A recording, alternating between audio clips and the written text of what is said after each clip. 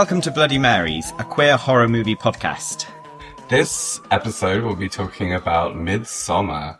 I'm an undiagnosed case of vagina dentata, Sean. And I'm running up the stairs when I should be going out the door, Alex. We are housemates and horror nerds, and recording this in our Hackney flat, and our pronouns are they and them. A few content notes. We'll be using bad language throughout. We'll be discussing a rape scene, a suicide scene, and also blood and guts and death. So discretion is advised if you find any of these distressing. And of course, the episode will be riddled with spoilers. So if you want to watch it, then I would recommend you watch it before listening to this episode.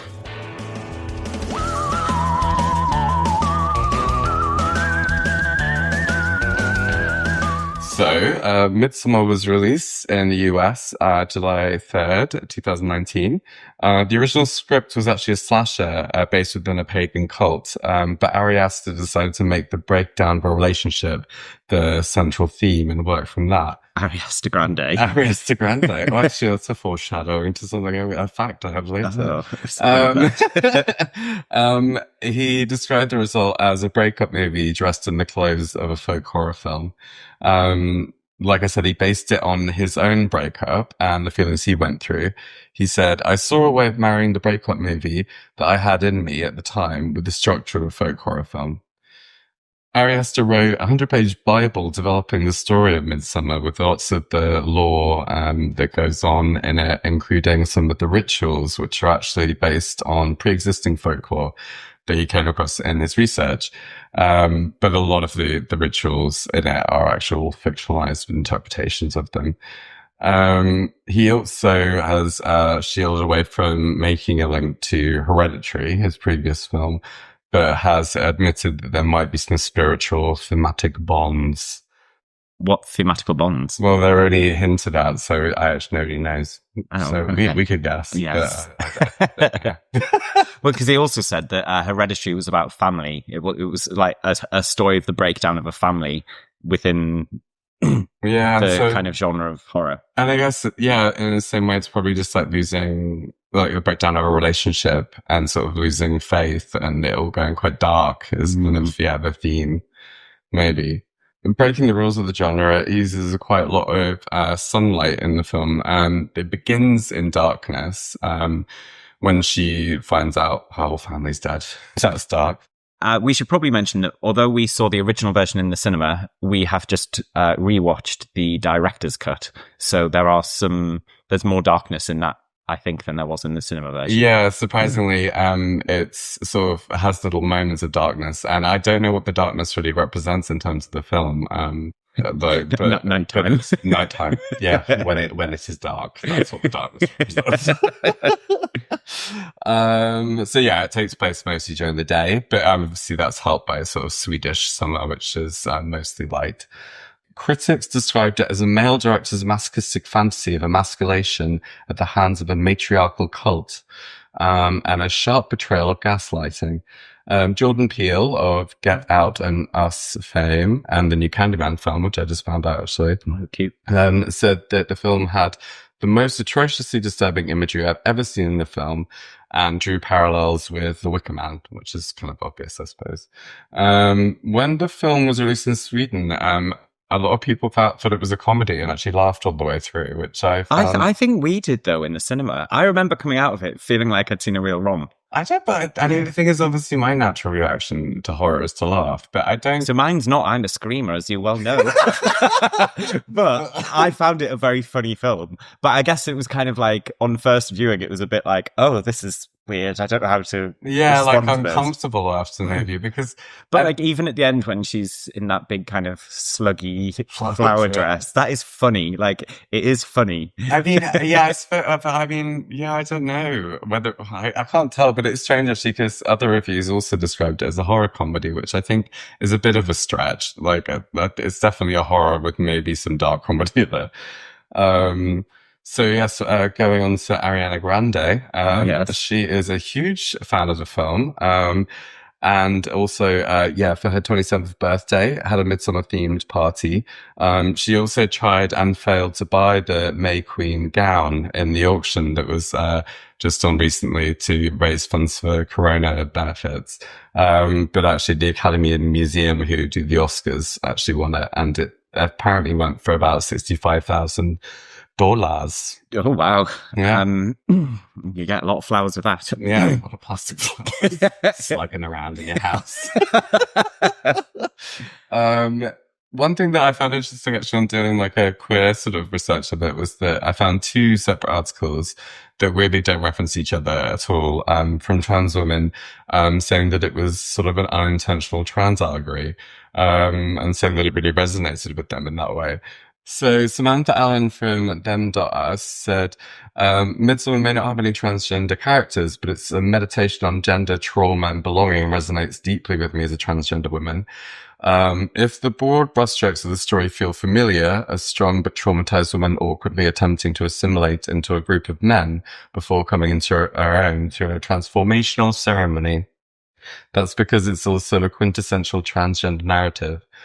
And she says that she saw a reflection of her own trans feminine longing for community, a community that, frankly, may be just as fantastical as the film's otherworldly setting. Emily Vanderwerf, she says what Danny goes through is almost a universal experience of trans women before they come out. They're in the party, but not of it. Always feel there's some joke they're just not getting. She then goes on to say that she sees the connection with the women that she meets in the village on the other side of the planet. They just know each other, and in being known, Danny finally feels the rush of knowing what home is. But I think there's a kind of like general kind of like otherness and just feeling like you don't belong in the world, and then finding a sort of weird magical environment where you suddenly sort of everyone wants you and everyone needs you. Yeah, I feel like for me the queerest element of it was this idea of what a family can look like, maybe. And also that, I mean, maybe we'll talk about this more later, but the kind of collective moments of grief they have where somebody is screaming or crying and they all kind of join in. And I think there's something really like, I don't know, like there's kind of like a collectiveness that I would identify as being very queer that you don't see. Well, I don't see in like the straight world. Yeah, and actually, I mean, it really kind of illustrates something the film at the very beginning, where like they all seem kind of like awkward and irritated with each other, and like they're kind of friends, but also kind of bickering a lot, and the relationship they're bickering a lot. Obviously, there's a separation with the family and the distance and the suicide that kind of like adds to that, and at the end, the kind of like the togetherness in death actually as well. So yeah. So yeah, the film opens with actually like this kind of beautiful like mural painting. And actually, as it's been pointed out by other people, if you look at it, it kind of like shows the narrative of what happens. Starting with the kind of like dark, snowy, kind of bleak looking background with a kind of skull floating over it, moving over to summertime and what it looks like at the Midsommar village that they go to. So yeah, and then it kind of, it's interesting actually because it kind of splits in two, opening like a curtain almost. It's kind of whimsical, and it opens onto kind of like quite a dark and snowy kind of like houses and kind of like bleak still lake, and then it goes to Danny, the main gal, in her flat, worrying about her sister. And she speaks to Christian first on the phone, who's just like, hey, I'm having a doobie with the guys. Just pizza. Just kicking back with the doobs.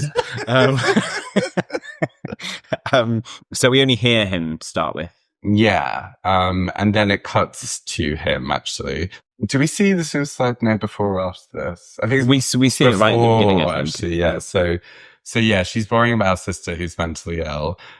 He's being quite unsupportive, but maybe also sounds a bit burnt out from having to experience sort of drama with the sister multiple times by the sounds of it. So yeah, so then she's sort of like talking about the note, and you actually see it on the screen, and it says like, I can't anymore. Everything is black. Mum and Dad are coming too. goodbye. That's how it was. Please read that again, Alexa. A sexy Alexa. Oh, I just can't anymore. Everything's black. Bye. Bye. Mum and Dad are coming. That's a little bit of suicide though. But yeah, so like and she makes him admit that it's like it does sound bad this time, but then he's also just like getting, it's kind of boring. And she's like, oh, thank you for actually making me realize that I'm overreacting. And then they hang up, and then it cuts to him in the pizza place with his doobie friends. Yeah, and they're just like, oh my gosh, I need to break up with her, bro. You've been thinking about this for a long time. Why don't you get like a new hot chick?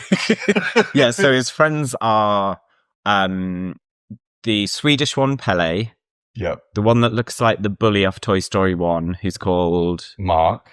And then Josh, who is played by the guy who plays, is it Chidi? Yeah. In The Good Place. Yeah. And in a weird way, there are elements where he's quite similar to his character in that, where he's quite like kind of philosophical. Yeah. But also, he doesn't have any of the like warmth or loveliness. Well, he's been quite kind of serious academic. He's just very uptight. And he also like chastises Christian about like, oh, you're just having this girlfriend drama because you're putting off your academia. Which obviously shows how serious he's about that. Yes. But, whereas most of us have used academia to put off having any girlfriend drama. Oh yeah, then you see a scene of her talking to her friend, actually, who's called Amy, and we see this on a text message later, because I think one of the strangest things, I had this realization, and it was when they're like in the car on the way, once they've arrived in Sweden, and she's like kind of bored at hearing them blah blah blah. And it's like, where are your girlfriends? Like, why have you kind of put yourself, I mean, this sounds a bit victim blaming, but like, why have you put yourself in a situation where you don't have a circle of girls around you? Yeah. But she does have a friend called Amy who texts her to check that she's okay, who she speaks to at the beginning, who has no judgment. Like, what's wrong with that friendship? Yeah, it's very kind of like that. Well, I mean, it sort of like speaks to the conversation that she has with Amy kind of like illustrates it a bit, where she's sort of talking about how she doesn't want to lose Christian. She feels like she's being too much all the time, and it like, yeah, she's putting too much baggage on him and pushing him away, and like she can feel him like slipping away, and it sort of like speaks to the fact that she's just so obsessed with maintaining this relationship and holding on to it. We never really see why though, like, because we never see it looking good or supportive. Like, it's definitely at its tail end at the very beginning. The only bit where you see kind of like unconditional support, I'm jumping ahead a bit here, is where he leaves the doobie pizzeria to go and comfort her after she finds out about her family, and he just kind of holds her while she's like wailing. And he doesn't speak, he doesn't say anything, he just holds her.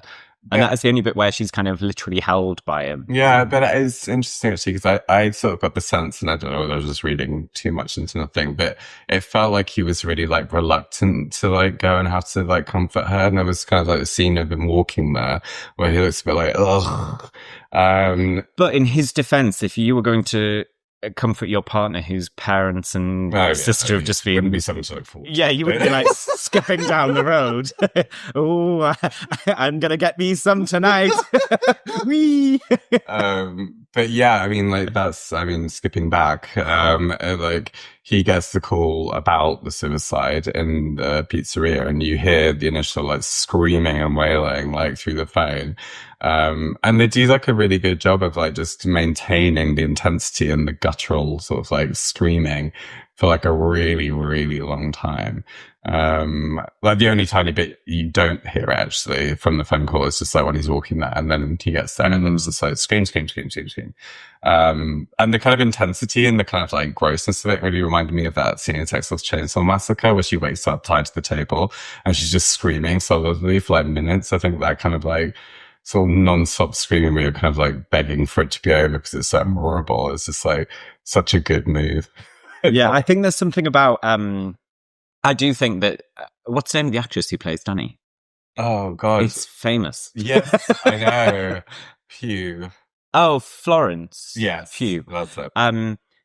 I think she's an incredible actress in this. I think she has these moments where the way that she responds to things is exactly how I imagine somebody would in real life, which you can't really say about actors. Yeah. And that kind of animalistic scream is like, I think it's one of the scariest bits in the film, just the way that she responds to that, because it's kind of like, it kind of gets you back up a bit. It's so like, you can kind of imagine that someone that had gone through that kind of trauma would respond in a way that doesn't even sound human anymore. Yeah, it's disgusting and disturbing in the right way. And great. Yeah. And I loved it.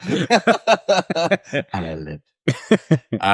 But then it cuts to her waking up in the bed and Christian knocking on the door being like, hey, I'm going to go to that party. Just for 45 minutes. Is that literally the next day then? It doesn't really say what the passage of time is. Like, you don't know. But it is like daylight. It's definitely a day. Yeah. Or is it? It's so dark. I can't remember. But yeah, there's that bit actually where you see like the poster on her bed wall with the kind of like the giant bear and the little girl, which kind of is a foreshadow. I keep saying foreshadowing. Foreshadowing. Learn new word, babes. And also foreshadowing. Five shadowing. But yeah, so she comes to the party and is looking like meh. Like you would. And then she actually sorry to cut you off here, but please. I feel like there is this because the first time I watched the film, I didn't really feel particularly kind of empathetic towards either of the two main characters. This time I felt much warmer towards Danny. Me too. And I think now that I obviously know how it turns out and know that Christian is objectively a dick. Yeah. That she's always expected to be the bigger person whenever there's a dispute. Yeah. And like, even if it's like, oh, I know I should be staying here to comfort you, but actually I'm just going to go to that party. And she's like, no, it's fine, I'll come. And then later when they take the mushrooms and she's like, no, I don't want to. And he's like, okay, I don't want to. And then and then she's like, no, fine, okay, I will. And it's like this, she always is kind of bending to whatever he needs. Yeah, and you see that with all of the arguments. Actually, in the argument that's about to come up from what she finds out at the party. So she's at the party, and then she finds out that actually all the pizza gang are going to Sweden for some weird festival with Pele, who's part of the pizza gang. The Swedish people. One slice of pizza, please. Hold the Pele. And so it's like she finds out that her boyfriend's going away for like a month and a half at this party, and she's just like, what? And then he's like, oh, it's just a maybe, good. And then he's like already got the plane ticket and there's plans. So they get home and they have a huge row about it because she's like, what the fuck? And he's like, oh, actually, I was going to invite you. So it was meant to be romantic. You've ruined the surprise. Yeah. By basically trying to make her feel terrible, even though it's obviously an afterthought, which you find out it definitely is. Moments later, where it cuts to him hanging out with Pizza Gang. And, that's their official name. Academic Pizza Gang. I don't know whose house it is. Pele's? Anyway. Just some doobie den. Doobie den. And he, like, Christian just announces the group, oh, by the way, Danny's here and also she's coming on holiday, but she's not really, but just tell her that she's invited, but she's not actually coming. And then she comes up and they're like, the thing is, I really hate how frosty and awkward the group are. They're like, I guess how men are, I suppose. Well, except Pele. But we find out why later on. I mean, I think the yeah, I mean, I don't know why I'm trying to defend these awful men. You just love men. Not all men. No, you're right. They're all dicks. I will accept it. Go smoke a doobie, dickhead. Stick that in your pizza. But he was like, just like you said, oh, you know what happened to her. Like, just be kind. And like, Mark especially is just like, oh God, I can't believe this. I feel like maybe more than any of the others, he plays a really one-note character though. Yeah. He's supposed to just be a dick. Yeah, he's just like annoying all the time and quite kind of demanding and irritating. And also seems younger than the rest of them as well. Yeah, he kind of looks younger, actually. Well, it's because he looks like the bully of Toy Story 1. He's just missing the braces and the skull teeth. So at that sort of gathering, Danny arrives and they're like, "Hey, you're coming, yay!" But like, even Marcus is like, can't even feign enthusiasm. He's like, "Ugh, fuck you."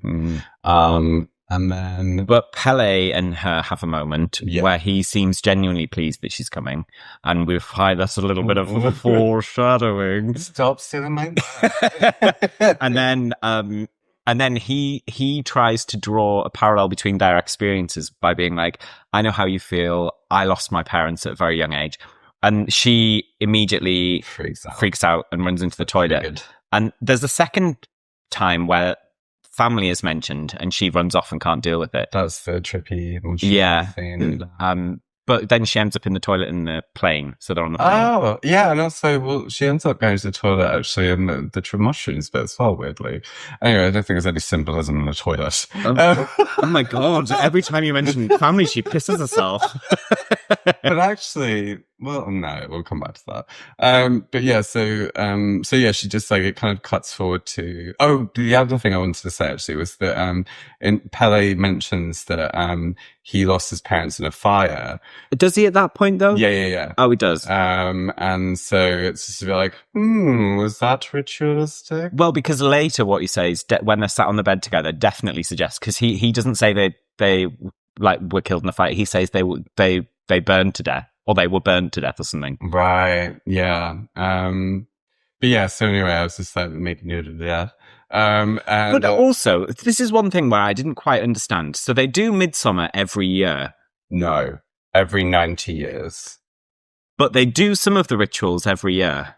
Yes, but we'll talk about. Do you understand which parts are annual and which parts are every 90 years? Well, none of it is annual. But we'll come, so, well, I don't want to spoil it. Well, they all picked up on the rituals very quickly, considering none of them would have been alive the last time it was all done. That is true. They must have been rehearsing for weeks. Yeah. And this is the bit where I put a kipper in her mouth. I mean, it does look like a boring village. I don't know how to they've probably got nothing else to do. Especially with no newcomers to seduce. No internet. But anyway, so they end up on the plane, and then, they arrive, and she's in the car looking out the window, and it's just a like shot on her, and you hear like the guys just like chatting random shit, and like she's like zoning in and out, and she gets like a message from Amy, like you said, which I don't think she replies to. What does it say? Can you remember? No. It's just kind of, it's happy birthday for tomorrow. Just checking you've landed it okay, or blah, blah. And she said, okay, but let's reply to that stinking Amy. I just want to listen to me cry. I don't want to reply to my actual friend who cares about me and remembers my birthday. You hate me. But we'll see who gets the last one. Hit me. So, then they're driving along, and all of a sudden the camera like turns upside down, and they're driving on the ceiling.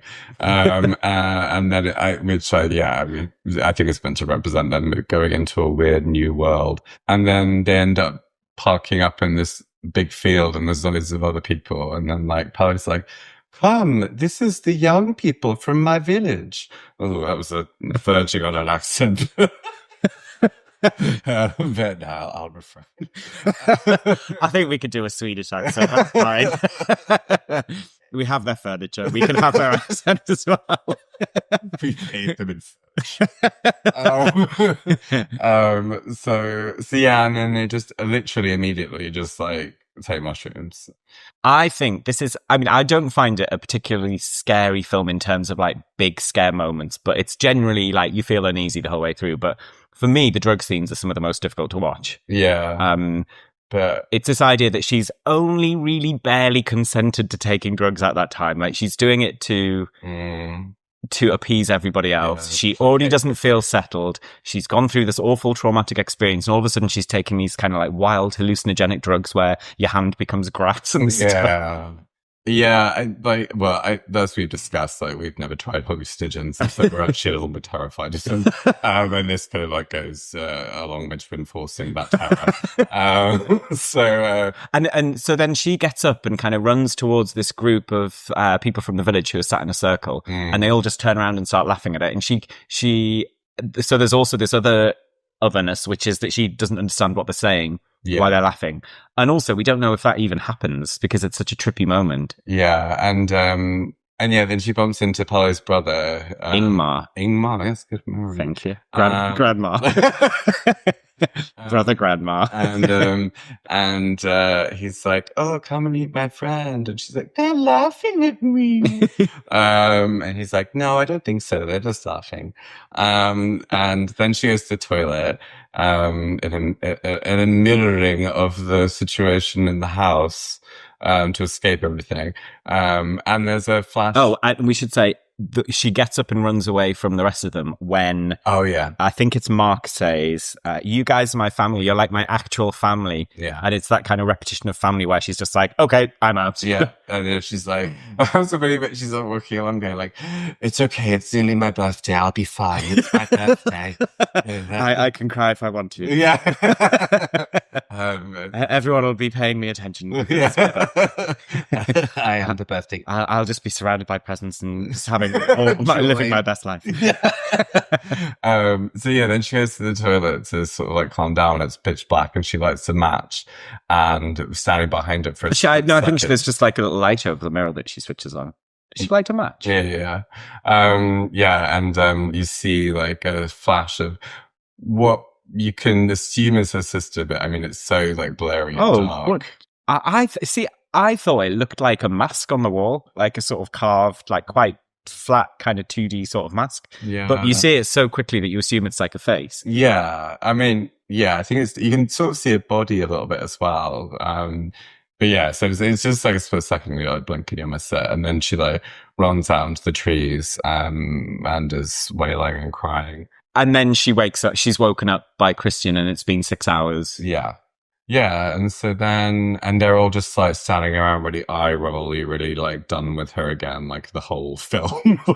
Oh, you again existing. Classic grieving Danny. Yeah, oh, fuck's sake. Why did you even sleep? Disgusting. So then, they like backpack they like hike into the... Yeah, they leave the vehicle there, don't they? Just like backpack into it. Yeah. It's like they're going through the forest, and they're like, somebody's like, this is taking ages. How do you know where we're going? Which is obviously kind of like being like, you'll never escape this place. It's in the middle of nowhere. And they enter to the chorus of flutes. I have to say, I live for the soundtrack of this film. Like, the kind of like folksy, creepy, kind of tuneless classical instruments with a kind of like wop wop wop wop. It's what I listen to anyway. I love it. I honestly think I'd have the time of my life at Midsommar. It's like wearing a lovely white dress, listening to the flutes, like just getting really whooped up and everything. I think I'd be really susceptible to the peer pressure as well. Just like, yay, that's like cheering when Grandma jumps off the cliff. Yeah. Woohoo! You brought me. I nominate me. But yeah, to rewind, they arrive through some kind of like weird, like magical sunshine looking hole, and into like this kind of really like idyllic looking sort of village meadow, with flutes, and everyone's wearing white and like sort of like just dancing around and playing flutes. And there's like a cow and there's a sheep. And just everyone's having a lovely time, really. It's really interesting the way that the man is it Pele's father? I think. Oh no, because his parents are dead. Well, the thing is, I think that it's kind of implied, although maybe I'm just making it up, that basically the whole village are just one big family, just not by blood, but just like. Oh yeah, for sure. So anyway, a family member who's older greets them and says, welcome, welcome, welcome, and then turns to Danny and says, welcome home. Yeah. And it's kind of blink and you'll miss it kind of moment. Yeah. But, and there's a funny little bit as well. So it's like, they're looking at his little like frock, and it's like, he's like, my frock? quite girly. Oh, yeah, that's his response to a compliment. Yeah. What, this old thing? Yeah. Also, I think he references something about hermaphrodite there. I think it's a language thing, and he's talking about Aphrodite because he's talking about the goddess. I thought he was talking about like, yeah. He does say hermaphrodite, but I think he means Aphrodite. Oh, okay. So they go and watch the kind of initial opening ceremony part. Yeah. Which is partially in Swedish and then partially in English. Yeah. Where they're just kind of welcoming everyone. And Josh, is his name Josh? Yeah. He asks if he can take pictures because we should say that they are, so Christian and Josh are both anthropologists. And are they doing a PhD? It sounds like they're doing a PhD. So as someone who dabbled in academia myself, I know that a lot of stupid people do PhDs, but I cannot believe that Christian would be doing a PhD because he's beyond stupid. Like, I just can't believe it. Yeah. I mean, yeah. I find it difficult to buy. But anyway, so they're really, I think this is one of the really interesting arcs of it for me, is Josh's role as like an anthropologist who's coming in to kind of observe this other culture. Yeah. Because it's quite subversive in a way to have the one black character being the kind of fly on the wall who's looking into this kind of very kind of alien culture, because historically, like, kind of ethnography and anthropology has been very much about, you know, the white man going to look at other cultures. And and I think that's really interesting, and it's kind of echoed a little bit where, what does he say it in response to? But Danny asks Pele for permission to do something, and he says, "Oh, you're an American, just jam yourself in there." Oh yeah. That's when they're doing like a funny dance where they're all. Oh yeah. Yeah, And I think there's something really interesting about kind of like the outside observer observing this culture. And I mean, in this sort of a film anyway, you like in Wicker Man, for example, you have the main character who's the police officer, and even though you don't like him as a viewer, you're seeing it through his eyes because he's from the culture that you recognize, and he's the kind of your eyes in a way. And in this film, we've got like 4 of them. But there is like a really explicit character who is there to observe this other culture. So it's kind of quite, it's almost, maybe it's not, but it almost feels to me like they're referencing what your role as a viewer is as well. Yeah. And it's interesting actually because obviously as well, like when they've been there for a while, Christian realizes it's really interesting and kind of iconic, in a horrible way.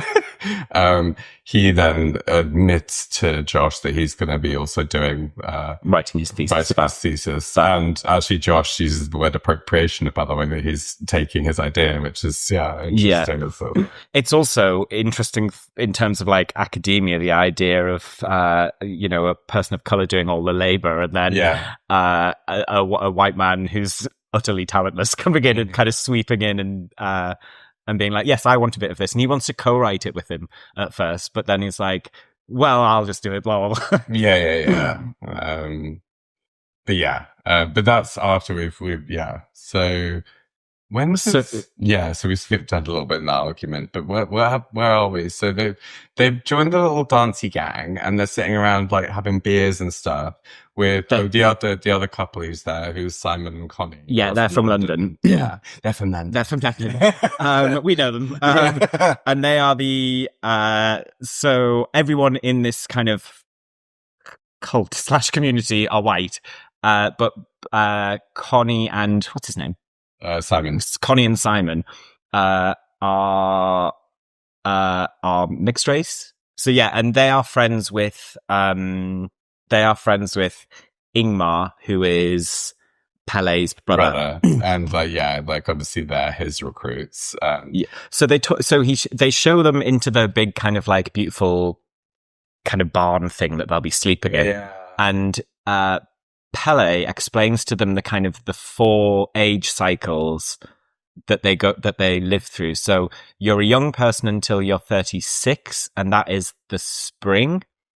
And then from 36, can you remember this? So yes, yeah, I don't remember exactly the ages, but if So it's you're- spring, you're a child. Yeah. Summer is from like age 15 to 36, I think it was. Yeah, and then And during that time, you go on like a pilgrimage. yeah, Where you're supposed to, and I guess you go away and then you bring them back. yeah, that's obviously what he's been doing. His pilgrimage just to I guess everyone's pilgrimage is to collect people. And then the autumn is from 36 to 52, which is when you're a worker. And then from 52 to 72 or 56. Yeah. And that's when you're a mentor. Yeah. And then Danny says, what happens when you're 17 and 72? And Pele kind of goes and does the hand across the throat move. Yeah. And she's like, of course you are joking. So then they leave the pyramid. No, they leave the barn they're staying in, and they look over and there's a giant yellow pyramid, and one of them's like, "What's that?" And he's like, "It's a secret, sort of spiritual place, secret temple." I don't see a yellow pyramid temple. And Connie's looks like she's like, oh, this looks interesting as well at the laundry.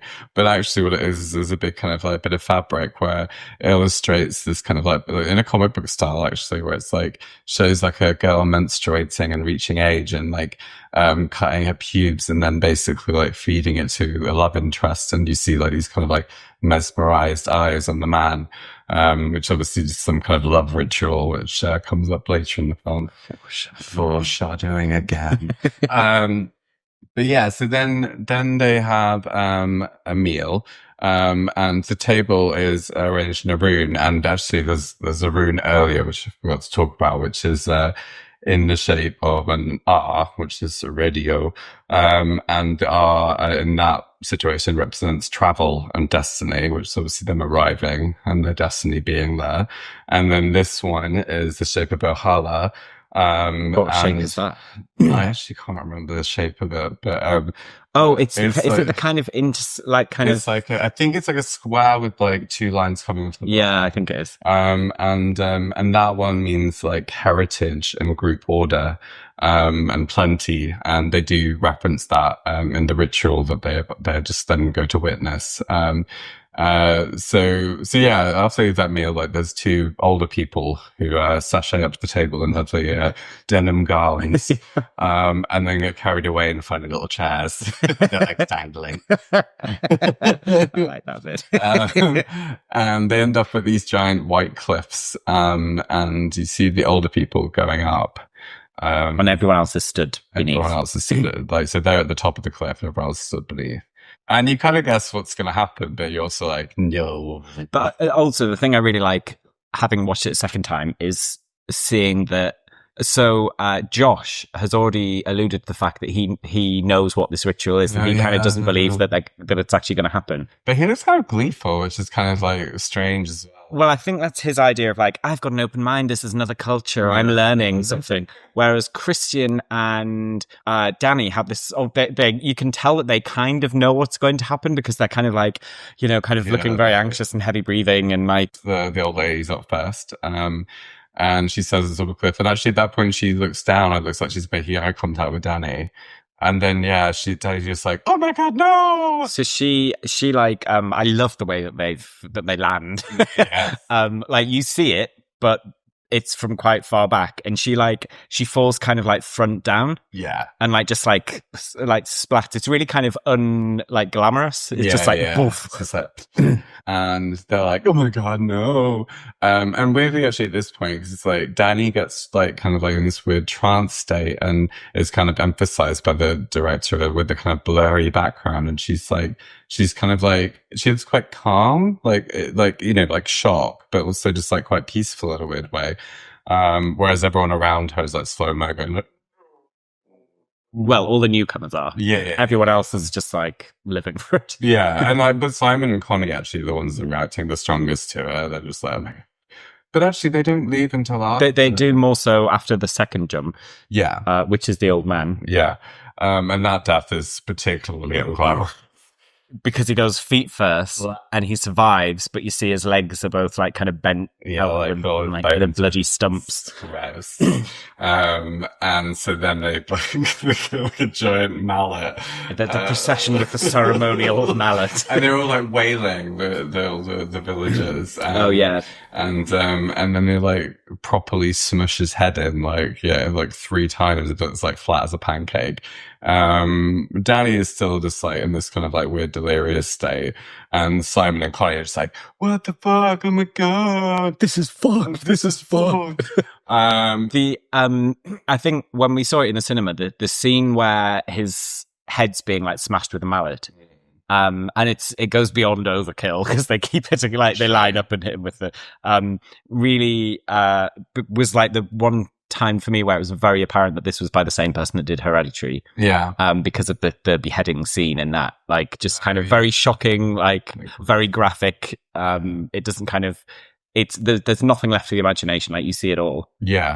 And so that's so Simon and Connie are just like running off like, whoa, it's gross. And I feel like one of the group is also like kind of vomiting or something. And then like it's a rare bit of translation where like is it Ingmar? The woman's like, Ingmar, did you not tell them about what it was?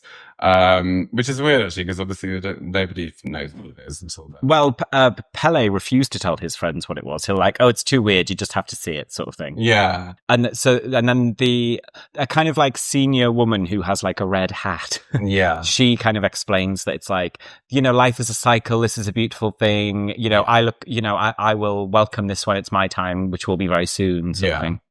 And actually, like, weirdly, I kind of get it. Like, she describes it as like, they talk about it a bit later and they say like, well, I mean, like, you look at the way that we deal with the aging population and putting them into care homes and watching them slowly die, like in an undignified manner, where this is like a ceremonial kind of like celebration of the end of their life, which is, I kind of was sold on this bit. Like, I was like, I can see that. I mean, it was probably a bit more graphic than it needed to be. Right? Maybe just slip them some tablets or something. But also, it just seems like a practical kind of like way of like. You seem a bit too on board with this one. I think it's like I see it for me basically. Like, I get too old, and I just feel like I'm just like, I don't know. Well, I, being younger than you, do not want to see you jump off a cliff because I expect I'll have to carry the ceremonial mallet, and I don't think I've got the upper body strength. So they're all kind of freaked out, and but then she explains it to them, and then this is the next bit is like an extra bit that wasn't in the original that we saw in the cinema, and I can see why it was cut. I don't think it was necessary. And it's a strange bit because again, it's like in the dark, which we don't see much of, and was not anywhere in I don't think in the actual theatrical release. And it's just like, so that it's like, basically it's just Christian and Danny arguing. I don't know what the other ones are meant to be. I did like that argument. I thought it was really good. But the other ritual that happens afterwards, I think, was maybe unnecessary. But it's sort of strange because obviously Danny looks like she's kind of like I said, like in a trance, kind of just like almost kind of understanding it, like, or looking like she's. But she wants to leave though. Oh yeah, but that's it's what weird. The argument is about. But it's strange because I wonder. I mean, this is me sort of projecting or sort of reading between the lines, but I just wonder whether it's like actually she's shocked at herself. Oh, actually, this argument happens after the river scene or the lake scene or whatever. Oh, yeah, that's right. So yes, sorry, there's a bit before that where so they get cut straight to it's the dark, and they go to the river and it's very like tree that looks like a Christmas tree into the water, and they're like it's all very like kind of staged. It's kind of, there's obviously like a script, and so they're like, we've given the lake our we've given our mother our best fruit bearing tree and all of our jewels. What more could we give? And then a young boy. Yeah, I Step didn't realize forward. that it was a boy until afterwards, because they're quite androgynous and they have long hair. And they're also dressed as a Christmas tree. They are it's famously a woman's role. But yeah, so they do a whole bit where they like clamp weights onto his ankles and give him a big rock and chain him to it, and they look like they're about to throw him in the water. And Danny's like, no. Well, it's interesting actually, because this bit is where Danny accidentally becomes part of the ritual, because obviously part of it is that they all start saying, no, he's shown that he's brave enough, so we don't have to do it. Yeah. But she, believing that it's actually going to happen, is the first one to be like, stop! And then they all join in with her. Yeah. And so they don't end up throwing him in the water. Phew. But he doesn't necessarily have a good end. No. But then they have like the argument, 'cause she's like, this has gone too far, like, which is weird because really the argument should have happened after the people actually died. Yes. I feel like they could have kept the argument in and got rid of that scene, because I'm not sure it really did anything. But yeah, like, it's strange. What do they even say in the argument? I think it's, they kind of talk about their relationship a bit, don't they? Like, she's like, I should have noticed you were pulling away from me. And he's like, you gave me flowers and it made me feel like shit. Yeah, I really like this. I think this is the strongest dialogue in the film, actually, that argument, because it kind of feels quite real, where he obviously feels like he's failing her in some way. But he's putting it on her and saying, like, everything you do, because he'd forgotten her birthday, which we missed. And then the next day she picked some flowers and gave them to him in front of everyone. And he's now using this as like, what was that about? She was like, I was just being kind. Like, there was no forethought to it. I was just giving you some flowers that I'd picked. And he was like, no, you're making me feel bad that I'm never enough. And I'm not giving you enough. And it's a really good argument. Yeah, but actually it's kind of a little bit incongruous with their relationship, because it feels like Christian really isn't invested anymore. And so, like, it's kind of strange that he'd be like, you're making me feel bad, if he's so, like, I don't know, like... Well, because he's putting it on her. Yeah. So which is kind of like a classic man thing to do. Yeah. Like, no, this is actually all your fault. I'm feeling bad because of what you've done, even though you gave me literal flowers. Yeah, which is kind of what he does a lot, like, throughout the film. But also, it's like when we were watching it, I said to you that they are just a bad couple. Like, we obviously catch them at the tail end of their relationship, but I can't understand why either of them are sticking around. If anything, I can understand why he's sticking around more, because you wouldn't want to break up with a woman just after all of her family have been slain. Yeah. And I guess maybe in that same way, like, she doesn't want to be alone. Well, what about bloody Amy? She's just on the other end of the phone. But yeah, I guess another case of like heteronormativity kind of being a prison. Yeah, but they have the argument and they go back to the barn and they sleep. We find out that he's now decided that he wants to write this thesis on this Christian, that is. Yes. And Josh is outraged, but they ask Pele about it, and Pele's just like, the elders are not going to allow you to do this. Yeah. But then eventually he speaks to them and they agree that they can use this as a case study as long as they don't use any of their names or the locations and keep them completely anonymous. At which point they've kind of also... Who is it that's argued that it's not going to get peer reviewed? It's not going to be valuable research if it's all anonymous anyway. So yeah, this is like the kind of the tension between Josh and Christian becomes really intensified here. And then Josh is also... So they have this book that I guess is their kind of like Bible, which is mentioned earlier on, and Josh wants to see it. Pele initially says no, but then he does get to see it with one of the elders in the pyramid. Yeah. Or maybe it's not in the pyramid. No, it's not in the pyramid. It's in... No, it's in a separate. Yeah. Because the pyramid's secret. Yeah, and it's basically like, it's all written in runes. It's got loads of blank pages at the back. It's been written by different people over the years. The current person who's writing it is the most problematic character. Yes, Rupert. Reuben. Oh, Reuben. Yes. Rupert the bear. So Reuben has some sort of disability that, so he has facial disfigurement, like, yeah. And he's ultimately he's in there for shocks, because I remember when the trailer for this film came out, he was featured quite heavily in the trailer. But he's not in the film very much. He's in it for like a few minutes, really. And it seems to be done for shock factor. Yeah. And we'll maybe talk about this more when we talk about kind of representation and stuff. But he, it's mentioned that he was kind of chosen to write these new pages because the elder says that he was unclouded with normal cognition. Yeah. So that he kind of, he has like a kind of freer spirit. He's kind of pure and innocent. So his kind of, and what he does is he kind of like finger paints on the pages. Yeah, that's weird, and then they kind of interpret what he's drawn or painted. And he also says that he is like an intentional product of inbreeding, which I mean it's very problematic, but we'll talk more about that. And he asks whether he's take a photo of the book, and the guy like flips out and says, "No, absolutely, no." Yeah, so then like you can see him being like, "I want to though." And is it the pube bit next? So then there's a bit, and so there's some bits here where like I don't know why, maybe it's Christian is going off like trying to do his own research, and he actually asked some of the villagers sort of insensitively like whether there's quite a lot of incest going on, which is just like, you know, his kind of outsider kind of like, oh, what a quirky community, they must all be like deranged, which they are, but I mean, you don't know that they're incesty. If you incest.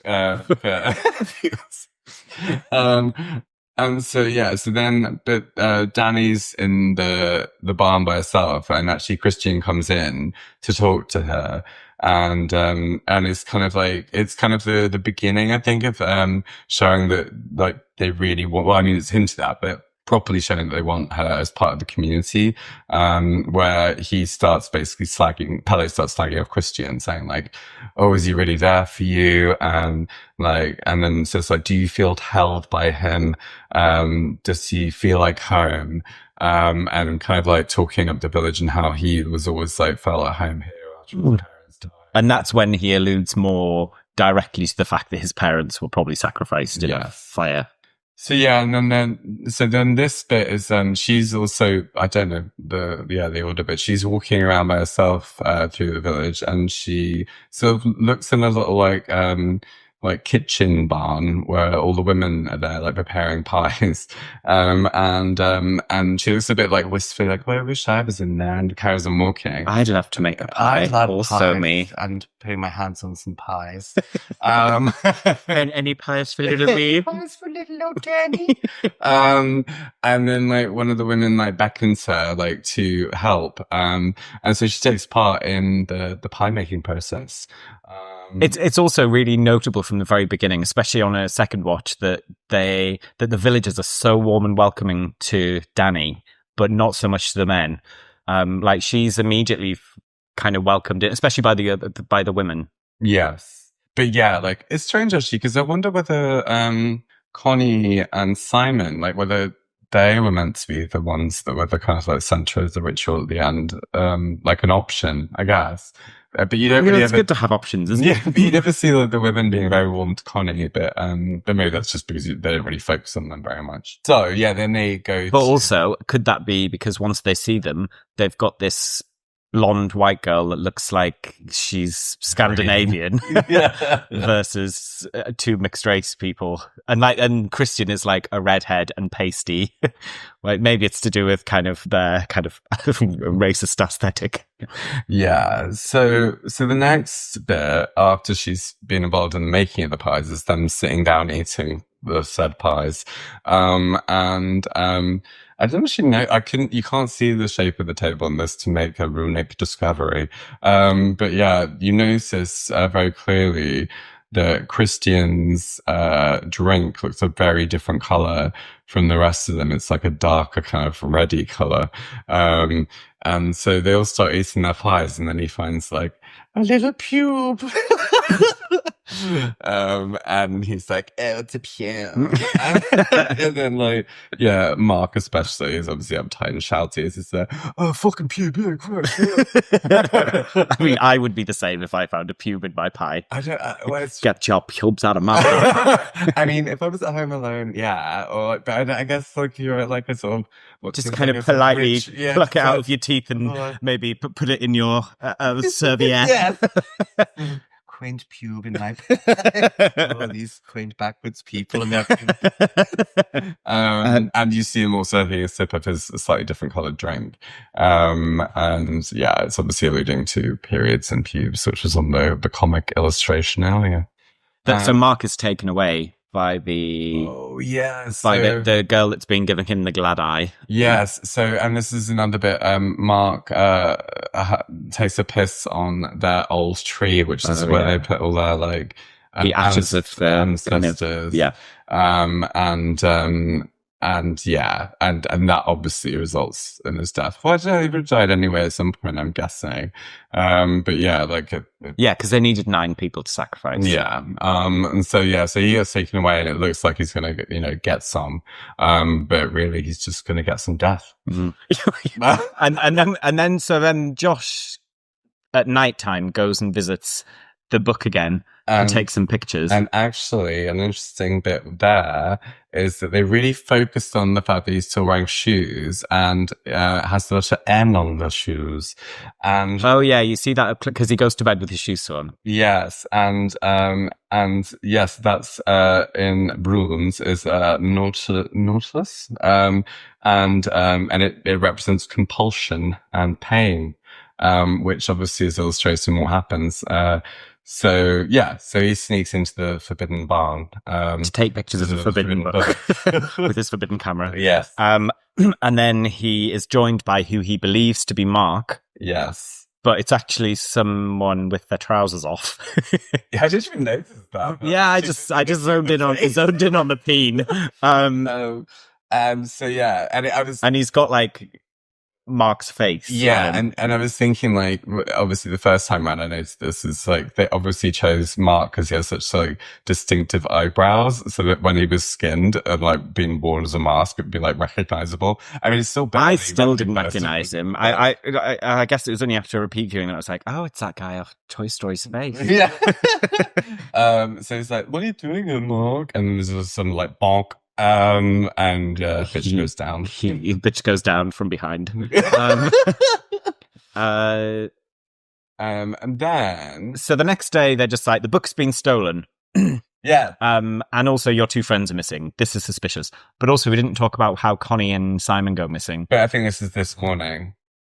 So Simon has gone without Connie because they're going to be taken to their car or to the railway station or something. Yeah, they've been driven to the railway station and he makes up some elaborate thing like the villagers. So it's like, oh, he left without you because the timing meant that it was too tight for you and there was no room for you, so they're going to come back for you. And she's like, bullshit, I don't think so. Was a bit more screamy and complainy. But then eventually they take her and we never see them. Like, and they say, oh, they were reunited again, it's fine. Yes, they're all fine and they go home. So actually then they have a meal on a big long table this time, actually. I don't know whether this one's actually meant to represent anything, but it is a symbol. It's so it's like, what is it, like being trapped and destiny, and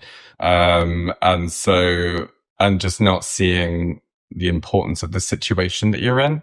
And so I guess that's what's again foreshadowing what's about to happen, which is the maypole ceremony where we find out who the Kwan is. And the May Kwan. The May Kwan. So is the dance after that?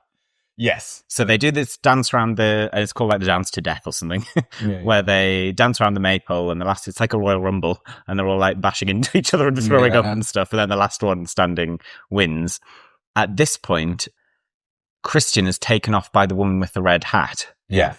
Who asks if she wants to mate with Maya, who's this kind of very pasty, skeletal redhead who has been giving him the glad eye the whole time. And he's unsure about it.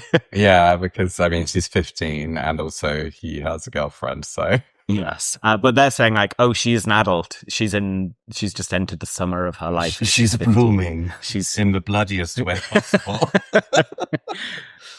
So she wins the maypole thing. Well, I mean, there's like, but also before she wins the maypole thing, there's like a whole bit where she drinks this like weird, like tea. So they're all fucked basically while they're doing the maypole. And a lot of them, like, while they're doing the maypole, like, start like puking and falling over and stuff. There's a strange bit where she's fucked and she's like, I can't understand what you're saying in Swedish. And then she just suddenly starts being able to speak Swedish. And I think this is another sort of like showing of her like being indoctrinated into the community and accepted and becoming part of it. So yeah, before you know it, she's won, and she doesn't even realize. She's like, what? And also she didn't know that her entering in that was to determine who the May Queen was. Oh yeah, and so she's like, yeah, what does this mean? Oh my god. And then she's like, all the villagers are like screaming and like loving her, and like they come over and crown her, and then she's like walking through them. They all still look like they're off their face on the special flowers. She also looks like she's getting her tits off. And Christian's just in the background, like just like by himself. Yeah, and like very, very visibly being removed from the crowd now. Like yeah, and he's also being fed the special flower potion. So he's also fucked. And the purpose of being given that was obviously to make him more amenable to what happens after the meal. Yeah. I guess during the meal. Yeah, so everyone sits down, and then Christian joins a lot later. Like, he's obviously like, oh my god, what's happening? And she's head of the table. Yeah. Danny. Yeah. And with so her flower crown. She's still looking a bit like, what? And then she picks up a knife and fork, and the rest of the table do.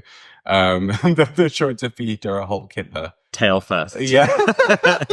And she just kind of like takes it in her mouth and spits it out, and everyone goes, ha ha ha ha ha. Good try. Try it in the kipper game. Also, where they have these little very self-aware moments where they realize how ridiculous their rituals are. Yeah, so then she gets taken away and put in a little chariot that's like run by children. A children-drawn carriage. Yes. And she's like, can I bring Christian? And they're like, no, you have to do this alone. So she's going to like do some sort of ritual for the good crops and a good harvest or something. And this is where you see the kind of very kind of like symbolic hole in the ground for seed. An egg and meat. It's a big slab of meat in an egg there. It's a little on the nose. Yeah. In the meantime, Christian has been lured into what turns out to be a sex dungeon. Yes, and the men have changed him into just a robe. Yes. Actually, there's two runes on the robe. One of them means danger, divine forces turning to darkness, and the other one means self-sacrifice and knowing where your strength lies. And the other one means sexy time. Yes. Well, I'm assuming the strength lies in his penis and his sperm at this point, is what it's implying. So yeah, then he goes in, and it's like a whole bevy of beauties. Booby beauties. Yeah. With the young, what was her name? Maya. So they're stood around in like a horseshoe shape, and she's lying on kind of like a bed of like shrubbery. Looking very seductive, and she opens her leg, her flower. Blooms. And but also just before this, the old man blows smoke on his face and say like, this is for virility. Just to give him a little bit of extra to do the fucking, I guess. Oh yes, because they blow something in his face later, don't they? Yeah. Lots of blowing in his face. Yeah. So they have sex that's not really consensual from his perspective, I guess. But he just goes straight in there, no foreplay. No. And the people stood around to kind of make it kind of echoing her kind of heavy breathing. And then this older woman comes and like kind of pushes his bum. Yeah, to make sure he finishes, and the young girl's like, yeah, finish quick. And they're all moaning along with the sex. It's like, ugh. It's a really haunting scene, actually. I don't think people talk about like how problematic it is. I haven't seen it brought up in any other reviews, actually, but it's essentially rape. Yeah, I mean, well, I mean, it is rape. Yes. But it's also, but I guess it's easier to overlook that if he doesn't look really harrowed by it, and he doesn't, because he just looks a bit lost. but it is like a distressing, awful scene. It's but it's also kind of funny. Yeah, because the women screaming along with the kind of moaning is kind of like I think it's kind it's of like gross. campy. It's kind of gross and campy. Yeah. But yeah, and then so once they're done, once he's planted his seed, she's like, I can feel the baby. Yeah, and like kind of tilts back and wobbles around just to let it really. I'm full of a baby now. And he runs out of the barn completely naked. And actually, I was reading that was actually his decision. The actor insisted on it because he really wanted to show like off this big dick. His big dick. But also just like show how like it's quite often in like horror films, women are used, assaulted, and then like before they die, just sort of like they're naked. And so originally, would he have like put the robe back on? Yeah, the robe. He was meant to be wearing the robe, but yeah, he insisted on showing his big pee-pee, his screamy pee, and his pasty bum. Yes. And that's he's like running around, and and he runs into the little shed thing where another little shed, where Simon. Yeah. Who went missing earlier is kind of like, it really reminds me of a scene from Saw where the red-haired, one of the later Saw films, where the red-headed detective woman is in that thing where she's got to put her hand in acid. And then when if she doesn't get the key out, her rib cage is like kind of split open and it kind of looks like wings almost. Yeah, I was reading this is actually one of the things that's based on fact. Is like it was like a Viking torture thing to pull the lungs out and make them look like wings essentially on the back. I mean, that's not torture, that's just murder, isn't it? Well, I mean, he's alive, like, because you can see the lungs like inflating and deflating, like, and it's really horrible. But I mean, he looks dead, but the lungs are breathing, so well, I guess you would be kind of half dead at least in that state. But then he weirdly like crawls underneath to look at his face and sees his eyes are flowers. Yeah, it's quite a tender moment actually. Like when he kind of like turns his head upside down. It's like kiss him. Lovely flower eyes. And then to the blokes from the village run in and blow some soot in his face or something, and he passes out. It's probably not just soot in that case. Yeah, some naughty soot. So when he comes round, there's one of the women from the village kind of very close in his face saying, you can't speak or move now, but everything's fine. Yeah. And you can see her actually like peeling his eyes open essentially in the way that it's filmed. It's quite fun. But I think that's kind of horrifying as well. The fact that he's completely paralyzed and he's just sat there watching the kind of like weirdness unfold. And this is when you see the iconic, the sad mountain of flowers with her face. Yeah, with her face. And it's like sobbing on a crowd, which is Danny. So then they do some kind of weird like bingo style thing where somebody gets selected randomly from the audience. Yeah, this is a bit complicated, I think, because there are 9. They now have to. The final part of this kind of ceremony is that they have 9 people that they are going to offer. Yes. And there's the 4 who've already died, which is, because we see Josh's foot sticking out, like sticking out of a... Before he gets to the... Yeah. So there's Josh, Mark, Connie and Simon, and then they offer up 4 of their own, 2 of them who are living, who is Ingmar and another one who we meet briefly, but I can't remember his name. Yeah. And then 2 others that we don't necessarily hear about. One of whom is the child who was nearly thrown in the lake.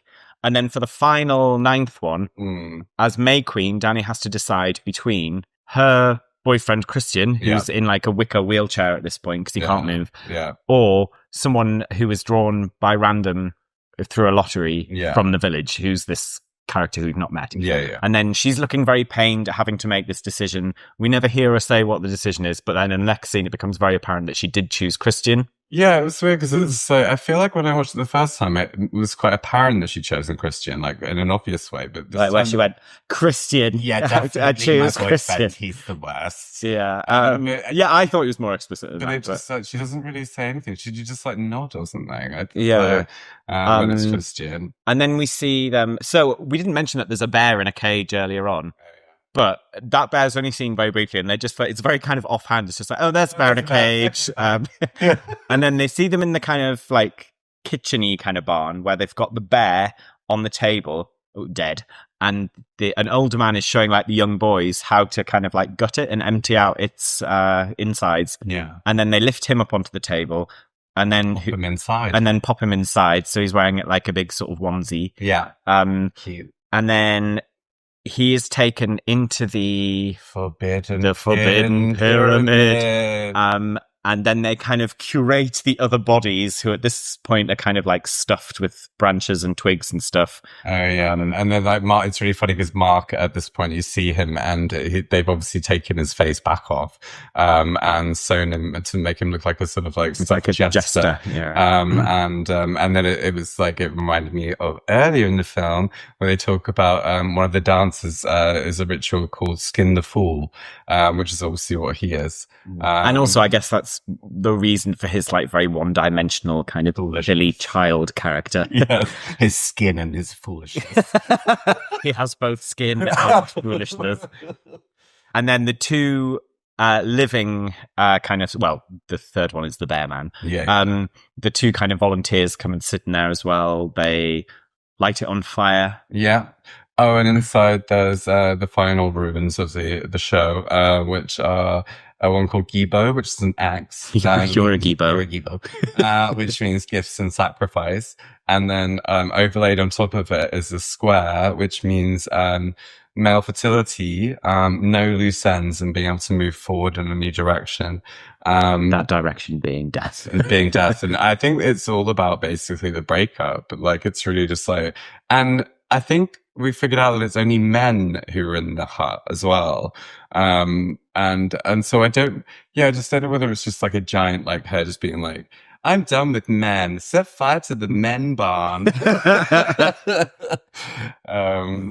So they burn that, and then the others all stand outside, and at first they're all kind of like howling again, but then they all start kind of... Yeah, they said they're doing a mixture of like howling and lolling. Well, I think they're doing that thing that we've seen a few times, which is where as the two volunteers from their village are screaming, they're kind of echoing it with them. Yeah. And then they all start kind of celebrating. And then she's walking along in this red dress like a slug. Oh, yeah. The festive weeping slug of the party. Just slopping around going, what's happening? But then you see a little smile emerge. Yeah, and then she's just smiling. And it's like, and I guess it's like, yeah, I'm finally home. And my shitty boyfriend is on fire. in a big bear. And then here it ends on the sun ain't gonna shine anymore. But yeah. And that's the end of a 2 hour and 50-minute film. Yeah, and we didn't even squash it down that much.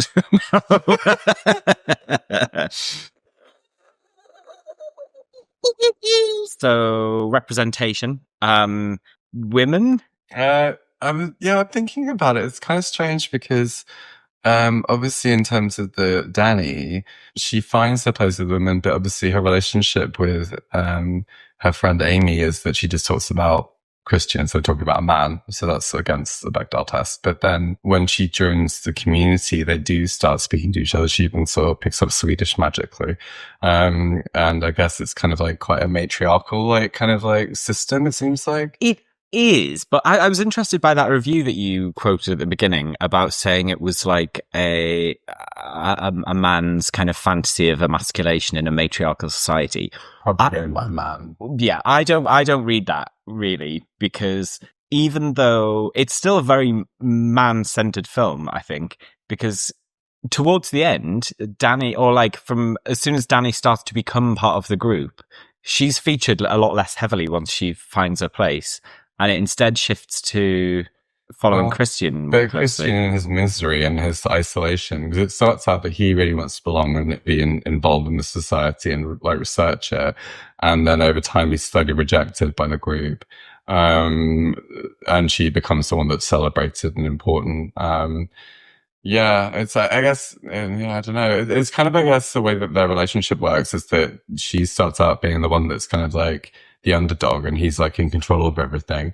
And then it sort of flips on its head towards the end where she becomes the one that's empowered and in control. I thought actually there's a moment where where just after she's won the May Queen Well, America's next top May Queen, Sweden, in Sweden, where she's stood at the head of the table and she realizes that, like earlier when they waited until the heads of the table sat down before everybody else did, that you see her kind of have this little like tiny little smirk where she's like, oh, this is me that's controlling this now. And she's down and she waits and then she picks up a fork and she notices everyone else does it as well. And so that's the kind of way it is, that she starts like quite powerless and then she becomes quite powerful at the end.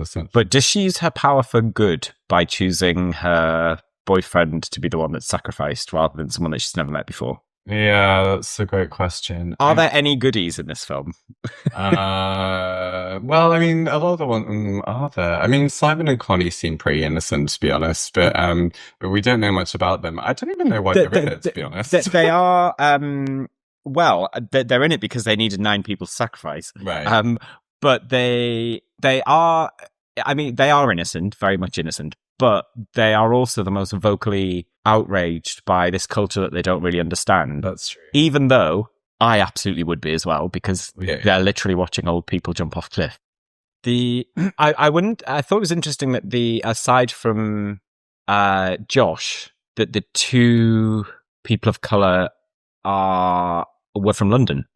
I don't know if that means anything, but I thought it was interesting. Yeah, it's random. I guess it's more to do with the fact that one of them's gone off to the US, one of them's gone off to the UK to kind of pick up for their pilgrimage to pick up their victims. It seems like there's only 2 of them going out. That's not very successful. You'd imagine them coming out with a herd of people. Also, it's just occurred to me, maybe there was an element of like revenge in terms of, I was going to say Grandma, Ingmar, of Grandma's revenge, of him choosing Connie and Simon, knowing that they would be killed, because when he says like, how do you know them all, and he's like, oh, me and Connie were dating, and she's like, well, we went for a drink and I didn't know it was a date, so we weren't dating. She's like, well, anyway, we were dating and then now they're engaged, so isn't that great news? Yeah, he seems really pissed off, but he's pretending he's like really gleeful and happy about it. Yeah, so maybe that was his own kind of little bit of vengeance there as well. But then Pele doesn't seem to have any reason to be vengeant. Well, I guess he doesn't have to be if he believes that that's the sacrifice that needs to happen, and that's his kind of duty to go and bring people back. Yeah. But also he is very, very warm to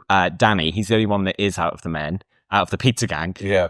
He because what we didn't say is earlier, he remembers her birthday when Christian doesn't, and he draws a picture of her and he's like, this is our little secret. Yeah, with the flower crown on, actually. So, oh yeah.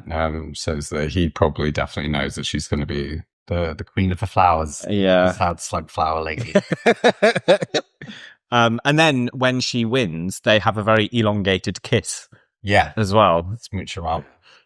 So we assume he becomes her new partner, I guess. Yeah. I guess so. But I mean, in terms of, I guess we've covered people of colour and women there, but I think, and I said earlier about Josh, I think it's interesting that he's occupying the kind of ethnographer role. Yeah. Which is like kind of often kind of a research methodology that's criticised for its kind of whiteness. Yeah. Going into other cultures and kind of being the fly on the wall sort of thing. Yeah, and in terms of the Duvernay test, he has a developed life and his own. Do you want to say what the Duvernay test is? So it is a black character who is named, or any person of color is named, who has a developed like backstory essentially in life, and isn't there just to support a white plotline. And also own desires. Oh yeah. So I mean, obviously that's tick on the fact that he wants to go. He's the one that actually insists on going, and the whole trip is planned around him studying. He's also like the serious academic, as opposed to Christian, who's just kind of bumbling from one doobie to the next. Yeah. But yeah, I mean, now I'm questioning about whether, I mean, obviously he then becomes a character that is leached off by Christian, but that's not, I don't know if that's sort of a flaw, or I don't know. Well, I guess it represents kind of like, sort of, racism in the way that like, yeah, he's like, Christian's appropriating his work and taking from him. And it's not actually like a plot fault. Yeah. But also it's interesting because he's also appropriating, or not appropriating, but he's like leeching off a different culture. Yeah. Himself. Obviously, there's no direct LGBTQ representation. No. No. There's not, it's not really queer at all, but I guess the whole community is based around sort of reproduction and the circle of life in a way. But I guess the queerest part of it is the sense of what a family looks like. Yes. And so that's kind of like a kind of underlying rather than overt, sense of that. But other than that, no. I don't even think anyone nobody talks about anything or even jokes about. No. I guess the kind of campiest moment is when he's just like, "Oh, you like my little frock?" Yeah. That's very girly. Yeah, that's true. And yeah, there's nothing else really. So the elephant in the room is a representation of disability. Yeah. So I did notice, aside from Ruben, who we'll talk about, but the when they applaud, they use the like autism friendly kind of fingers in the air. I didn't notice that. Yeah, so that kind of clap where you kind of don't clap, you just like wave. Yeah. That is used by kind of, it's supposed to be an accessibility thing. Yeah. And I guess it's partially for deaf people, but also for like neurotypical people who might not like a kind of all of a sudden a rapturous kind of. Yeah. But yeah, so that was interesting. But the purpose of Ruben. Yeah.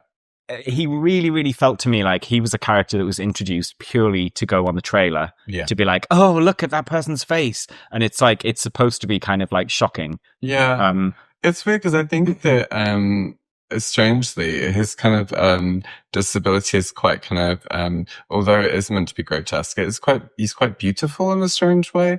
I think he's going to be quite angelic.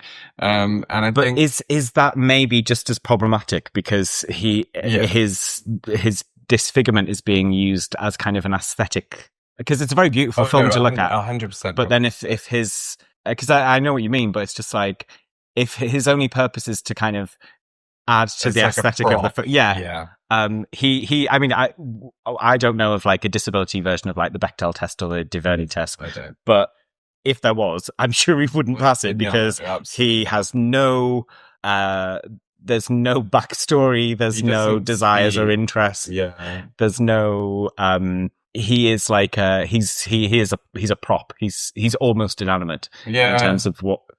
But then he's also seen as like a kind of deity. Yeah. And it's funny actually because there's a weird little tiny bit at the end where like when all the celebration's going on, it's like he's building a cloud. And I didn't really understand. Yeah, I thought it looked like he's kind of like, I guess that's part of that like kind of angelic deity thing where it looks like, so he's still writing in that, or like painting in that book, right? But it's almost like his table is a cloud. Yeah. So I guess that feeds into the kind of like angelic kind of like sort of otherness. And also he's not in it very much at all. He's not in most of the like group scenes. You never see him at the table. You see him like maybe like 3 times in the whole film. Yeah. And also like we don't know whether he's meant to be the one that actually kills Josh, do we? Like it like, because you hear a kind of strange moan. And then he gets hit on the head with a hammer, and I kind of assumed it was, I was going to say Ruben. I didn't. Oh, didn't you? No, and I mean, I guess it's just because he's painted as kind of pure, that's kind of. But also, I guess he could be the protector of the book, and like. I think his character is the worst part of the film. Yeah, because it doesn't add anything, and it is obviously done just to be kind of like shocking or for like aesthetic purposes. And I think that is like a really kind of irresponsible use of a character. They could have easily had characters who are part of the community who had visible disabilities without them having to just be about their appearance, which is kind of all I got from them. And actually, thinking about it, it wouldn't have been that hard to give him a bit more of a story and a bit more kind of like, if you want to use like disability, then you would think in this day as you use it like appropriately and responsibly, where it is just used as a prop. But also the fact that it said that he is the product of inbreeding, he is unclouded with normal cognition. That suggests that he has a mental disability as well, or he's neuroatypical. In which case, why does he also need to be have a physical disability as well. I don't know. It just seems like it just does seem like reckless and like problematic. So yes, thumbs down for thumbs that. down. Bull. Shall we do the awards? Dun, dun, dun, dun. Da-da!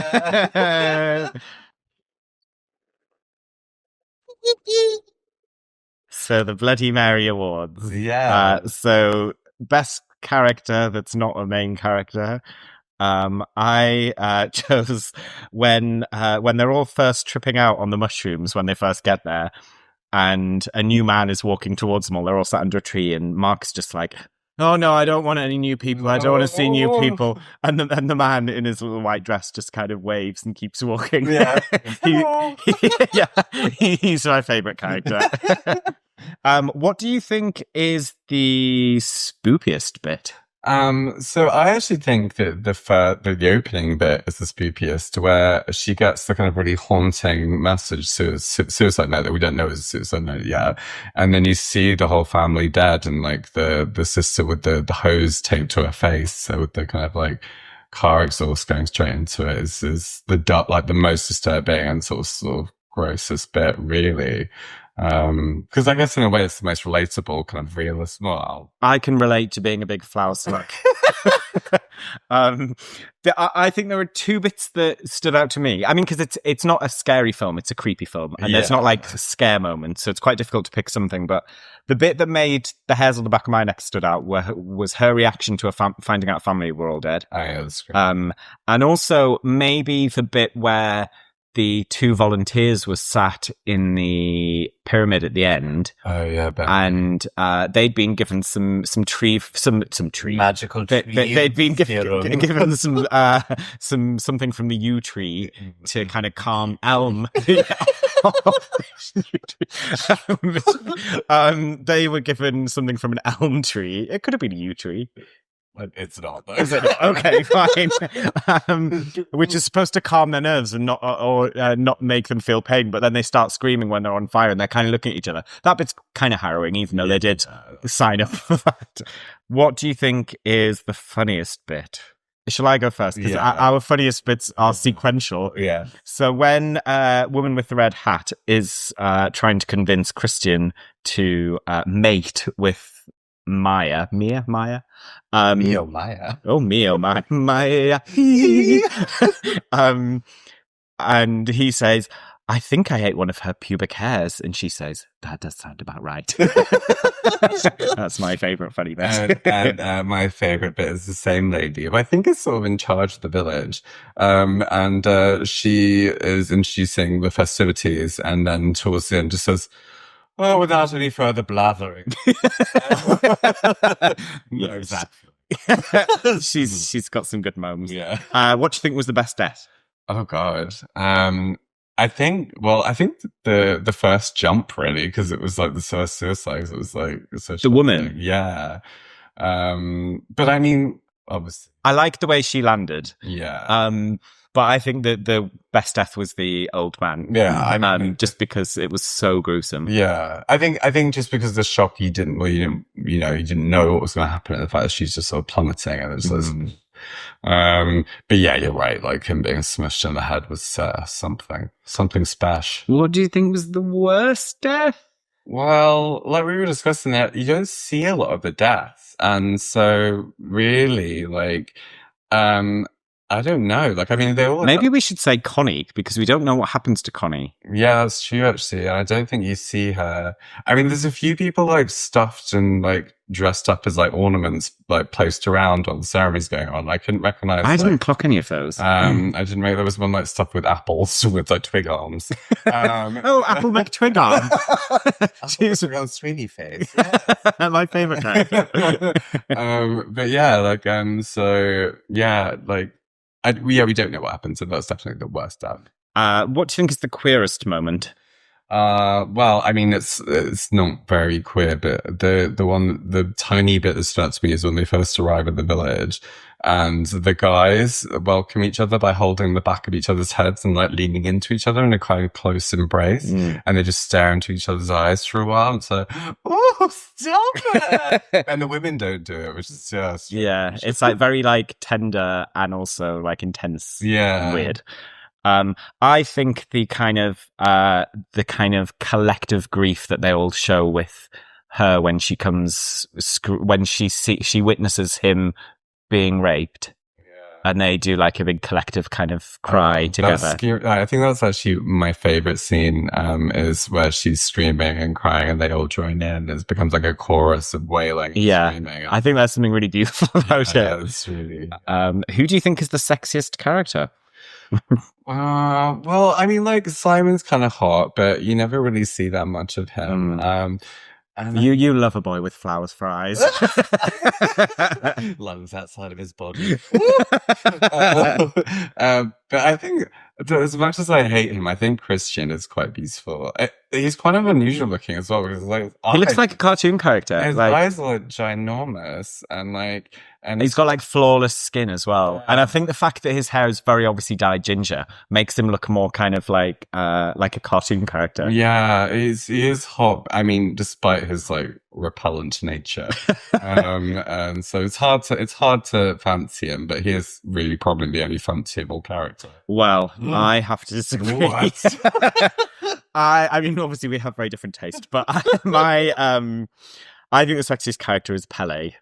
I know, but you know I love a scruffy, long-haired Scandinavian. Of course. Yes, and like I could see him talking me into being the May Queen. I want to be the May Queen. No, I'm the May Queen. So that's the awards. Congratulations to all of the winners. Yeah, thank you, and you're amazing. I love you. How many pumpkins out of 5 would you give Midsommar? That's a great question. Sure. Thanks for asking me. You are more. So I think 4, a strong 4 pumpkins. Yeah, I loved it. Yeah, I agreed. It's a solid 4 from me also. Do you think that the original release you would have gone in different pumpkins? I think probably not. Probably not, although I do think I preferred the shorter version. Yeah, I did. I don't think the director's cut added that much. No, apart from that one argument they have, which I really liked, but otherwise, I think it's a solid 4. I think the director, the cuts that were made for the theatrical release were wise. Which is actually against what a lot of people said online, that they prefer the director's cut. It's probably just like horror snobs. Yeah. Which of course we are horror connoisseurs. Yes, we're experts. Connoisseurs and madams. I think the thing that stops me from thinking it's a completely perfect film is I can't help but unfavorably compare it to The Wicker Man, which is one of my absolute favorites. I mean, obviously they're very different films, but they're kind of, they're the only in the genre of folk horror that I can think of, to be honest. And I think for me, Wicker Man is as close to perfection as a horror film can get. Yeah, I think for me, it's I compare it to Hereditary, which I would, spoiler alert, if we ever do it, give 5 out of 5 because I'm obsessed with it. Yeah. And so I do compare it to that. They're very different films, but still, it's just like, it's not as good. Yeah. But 4 pumpkins is... It should be sniffed at, pumpkin-wise. No, certainly not sniffing at those pumpkins. No. Get your nose out of my pumpkin. My stinky pumpkins.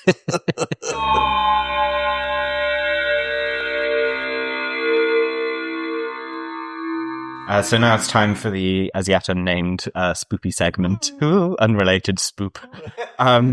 So I was looking into Swedish folklore and Scandinavian folklore more broadly, and came across a mythological creature called the Huldra, also known as the Skogsra or Skogfu, which means... Yes, it's like a meat substitute. So Skogfu means forest wife. So this kind of creature appears as a woman, except that she has a long cow's tail. A long cow tail, which she hides under her skirt. And if she seduces a man into marrying her in a church, then her cow tail falls off. That seemed transy, actually. Yes. In Swedish folklore, specifically, she's known as Pine Tree Mary. Bloody Mary. Please welcome to the stage. Do all the Marys. Merry Christmas. The origin story is about a woman who was visited by surprise by God. Oh God. And she'd only washed half of her children. By which I think it means that she'd fully washed half of her children, as opposed to just like, I've only got down to the chest. So half of her children were dirty. And because God visited out of the blue, she hid the dirty kids out of shame. And God said that the hidden children would be hidden from humanity, and they became the holders or the holders, which apparently also means like hidden people. God's a dick. Oh, what a dick. So they mostly have good relationships to humans, provided they were treated with respect. So they were especially good to charcoal burners, and they would watch over their burning kilns as they slept, in exchange for being left some provisions. And the women were all very beautiful. There's kind of like, they're a bit like sirens. But there were apparently some men of the same Huldra race, who were disgusting with long, grotesque, awful noses. No, it says grotesque long noses. I used my own creative license there. But anyway, that is my story about the Huldra. Oh no, they are so scary. Also, yeah, God is a dick. Hide those dirty kids. Christ, well, no, in his defense, it seems not all men. It seems like he was punishing the mother for being ashamed of her dirty children. Yeah, I guess they get like superpowers. Yeah, like cowtails. Who doesn't like cows? If you're enjoying Bloody Marys, please subscribe, leave a review, and share with your friends.